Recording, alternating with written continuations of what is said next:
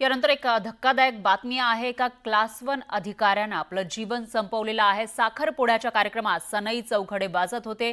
पाहुणे मंडळी पोहोचले। थोड्याच वेळा साखरपुड्याचा कार्यक्रम सुरू होणार, पण तेवढ्यात असं काही घडलं की वऱ्हाडी मंडळी हबकले।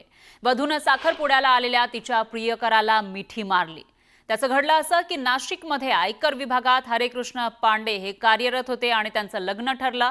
वाराणसीमध्ये त्यांचा साखरपुडा सुरू होता, पण होणाऱ्या पत्नीनं प्रियकराला मिठी मारली आणि हे एवढ्यावरच थांबलं नाही, तर प्रेम प्रकरण उघड झाल्यानं नवरी मुलगी पांडे यांना लग्नासाठी धमकावू लागली। लग्न कर नाहीतर हुंड्याच्या खोट्या तक्रारीत अडकवेन अशी धमकी नवरी मुलगी देऊ लागली। अखेर तिच्या धमक्यांना कंटाळून आयकर अधिकारी असलेले हरेकृष्ण पांडे यांनी लग्नाच्या दिवशीच गळफास घेऊन आपलं जीवन संपवलं। या प्रकरणी अंबड पोलिसात गुन्हा दाखल झालाय। अधिक तपास सुरू करण्यात आलाय। इन्कम टॅक्स ऑफिसर होते, ते इन्कम टॅक्स कॉलनीमध्ये राहत होते।